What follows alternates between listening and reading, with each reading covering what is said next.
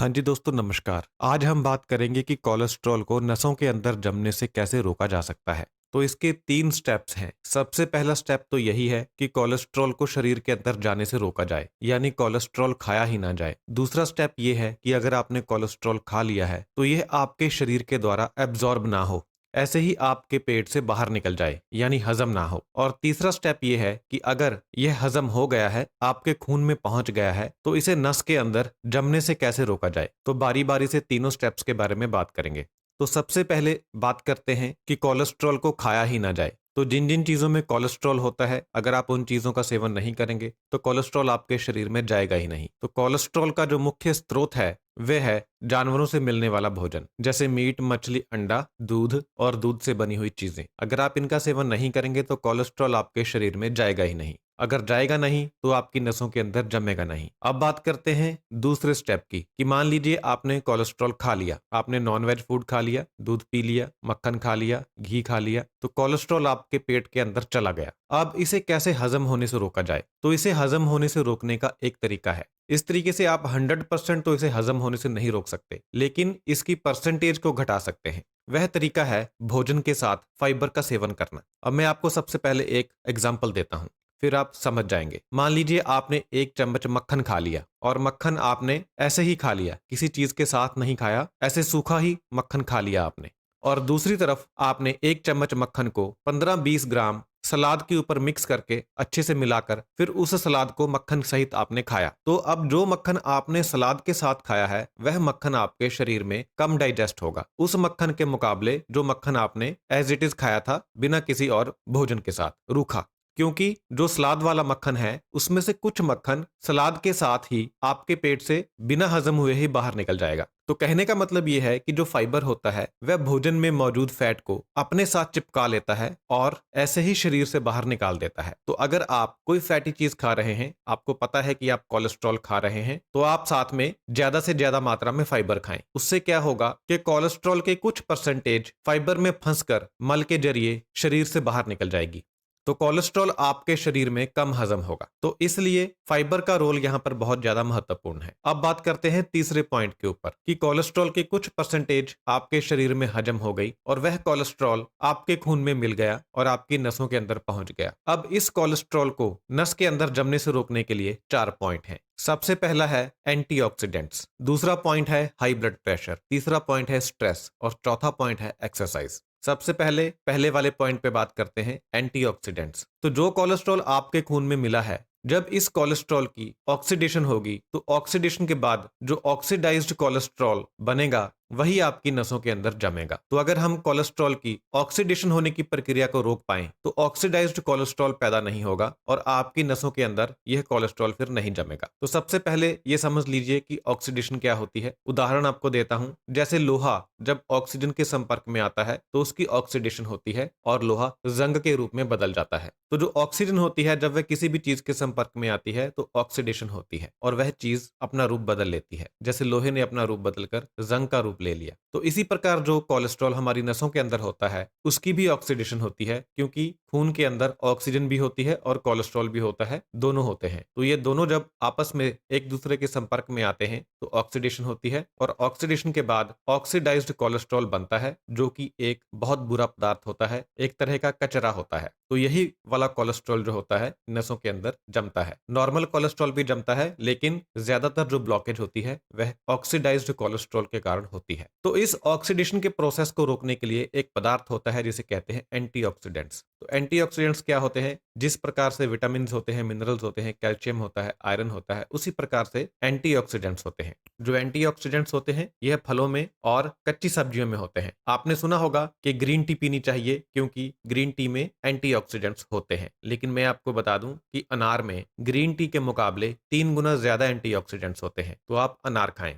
तो ये एंटीऑक्सीडेंट्स क्या करते हैं कि यह खून में जाने के बाद ऑक्सीडेशन की प्रक्रिया को रोकते हैं। तो अगर आपके खून में एंटीऑक्सीडेंट्स की मात्रा ज्यादा होगी, तो ये एंटीऑक्सीडेंट्स कोलेस्ट्रॉल को ऑक्सीडाइज्ड कोलेस्ट्रॉल में बदलने से रोकेंगे। तो कोलेस्ट्रॉल की ऑक्सीडेशन नहीं होगी, जिसकी वजह से कोलेस्ट्रॉल नसों के अंदर नहीं जमेगा। अब मैं आपको ये नहीं कह रहा हूं कि जो ऑक्सीडेशन की प्रक्रिया है यह पूरी तरह से रुक जाएगी, नहीं। ये एक नेचुरल प्रक्रिया है जिसे 100% रोकना असंभव है, लेकिन आप इसकी मात्रा को कम कर सकते हैं। जो व्यक्ति फल नहीं खाता है, कच्ची सब्जियां नहीं खाता है, उसके शरीर में एंटीऑक्सीडेंट्स कम होंगे और कोलेस्ट्रॉल की ऑक्सीडेशन ज्यादा होगी, तो उसके हार्ट में ब्लॉकेज जल्दी होगी। लेकिन जो व्यक्ति एंटीऑक्सीडेंट्स ज्यादा खाता है, फल और कच्ची सब्जियां ज्यादा खाता है, उसके खून में एंटीऑक्सीडेंट्स की मात्रा ज्यादा होगी और उसके खून में कोलेस्ट्रॉल की ऑक्सीडेशन कम होगी और उसके हार्ट में ब्लॉकेज देर से होगी। तो आप डिले कर सकते हैं, कोलेस्ट्रॉल के जमने की प्रक्रिया को धीमा कर सकते हैं एंटीऑक्सीडेंट्स के द्वारा। तो ये रोल आपने समझ लिया। और एक बात और, सब्जियों को आपको कच्चा खाना है, पकाकर नहीं। पकी हुई सब्जियों में एंटीऑक्सीडेंट्स कम हो जाते हैं। तो कच्ची सब्जियां जैसे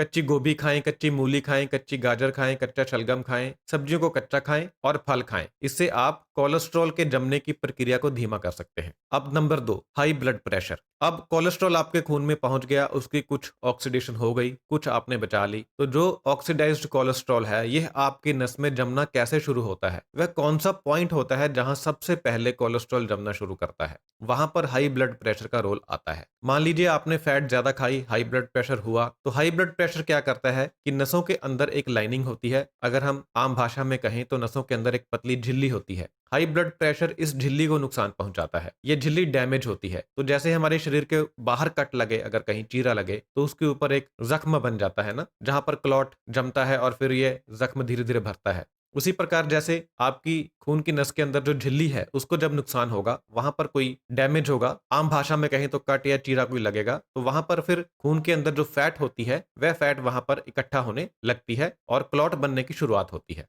तो इस प्रकार से नस के अंदर ब्लॉकेज की शुरुआत होती है, फिर ये ब्लॉकेज धीरे धीरे बढ़ती जाती है और जब 70% से ज्यादा बढ़ जाती है तो आपको दिल की बीमारी डायग्नोज होती है। 70% से नीचे आपको पता नहीं चलता। अगर आपकी नस के अंदर 40% ब्लॉकेज है, 50% ब्लॉकेज है, तो आपको पता नहीं चलेगा। जब यह ब्लॉकेज 70% से बढ़ जाएगी, तभी आपको लक्षण नजर आएंगे, सांस फूलेगा, दर्द होगा, चेस्ट पेन होगी, एंजाइना होगा। तो इसलिए आपको हाई ब्लड प्रेशर को बहुत ज्यादा सीरियसली लेना है और हाई ब्लड प्रेशर को होने नहीं देना है। इसीलिए हाई ब्लड प्रेशर को साइलेंट किलर कहा जाता है, क्योंकि इसका कोई लक्षण नजर नहीं आता और ये आपको मृत्यु की ओर धकेलता है। तो जो लोग ये वीडियो सुन रहे हैं, आज ही अपना ब्लड प्रेशर जरूर चेक करवाएं। कुछ लोगों को पता ही नहीं होता कि उन्हें हाई ब्लड प्रेशर है। तो आपको हाई ब्लड प्रेशर नहीं होने देना है, अगर आप कोलेस्ट्रॉल को अपनी नसों के अंदर जमने से रोकना चाहते हैं। तो तीसरा पॉइंट आता है स्ट्रेस, तनाव, चिंता, गुस्सा। तो स्ट्रेस की वजह से भी जो कोलेस्ट्रॉल है वह नसों के अंदर जमता है, यानी स्ट्रेस भी कोलेस्ट्रॉल जमने का एक कारण है, एक रिस्क फैक्टर है। तो आपको चिंता नहीं करनी है, घबराना नहीं है।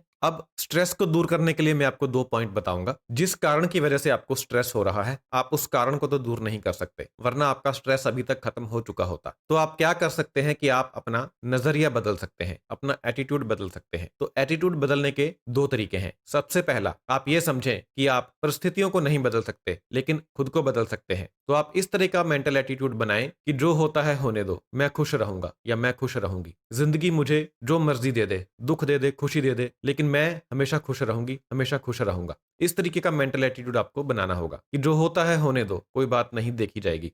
दूसरा पॉइंट आप ये कर सकते हैं कि आपको पास्ट में नहीं जीना है और आपको फ्यूचर में नहीं जीना है, आपको प्रेजेंट में जीना है। जो पीछे बीत गया उसको आप बदल नहीं सकते और जो आने वाला है उसके बारे में आप नहीं जानते, उसको आप कंट्रोल नहीं कर सकते, लेकिन आप अपने प्रेजेंट को कंट्रोल कर सकते हैं। यानी जो बीत गया, पास्ट है, उसको तो बदल नहीं सकते और फ्यूचर के बारे में क्यों चिंता करनी, क्योंकि फ्यूचर तो अभी आया ही नहीं है। लेकिन प्रेजेंट आपके पास है, आज का दिन आपके पास है, तो आपको आज में जीना है, अभी में जीना है। अभी आपको क्या करना है, अभी आपको खुश रहना है, बस। तो भगवान के ऊपर भरोसा रखिए, जो होता है होने दीजिए। जिंदगी में खुशी आएगी, गम आएगा, चिंता नहीं करनी, नो टेंशन। तो इस तरीके का एटीट्यूड आपको बनाना पड़ेगा। आप चीजों को कंट्रोल नहीं कर सकते, लेकिन अपने एटीट्यूड को कंट्रोल कर सकते हैं। तो इस तरीके से अगर आप सोचेंगे तो आप स्ट्रेस से बच सकते हैं, चिंता से बच सकते हैं, गुस्से से बच सकते हैं। तो अगर आप स्ट्रेस को कम कर लेते हैं तो आप एक बहुत बड़े रिस्क फैक्टर को कम कर लेंगे, हार्ट की बीमारी होने के। हार्ट के अलावा स्ट्रेस की वजह से और भी बहुत सारी बीमारियां शरीर में पैदा होती हैं। तो आपको स्ट्रेस को मैनेज करना है, अगर आप अपने कोलेस्ट्रॉल को नसों के अंदर जमने से रोकना चाहते हैं तो।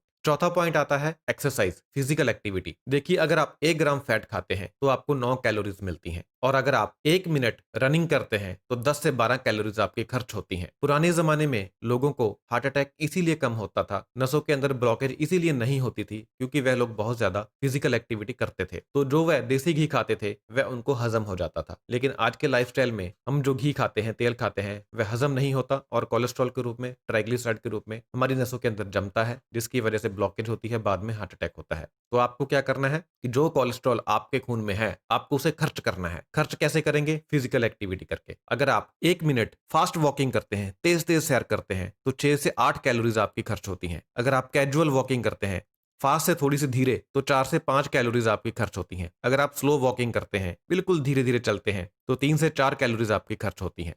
तो आप अंदाज़ा लगाइए कितने ग्राम फैट आपने खाई। 1 ग्राम फैट से आपको मिलेंगी 9 कैलोरीज़। तो जितनी फैट आपने खाई है, अगर आप उससे ज़्यादा कैलोरीज़ खर्च कर देंगे, तो ये फैट, ये कोलेस्ट्रॉल आपकी नसों के अंदर जमने के लिए बचेगा ही नहीं। तो इस तरीके से भी आप कोलेस्ट्रॉल को अपनी नसों के अंदर जमने से रोक सकते हैं। तो दोस्तों, मैं उम्मीद करता हूँ कि आपको मेरे द्वारा बताए गए पॉइंट समझ में आ गए होंगे। बहुत-बहुत धन्यवाद।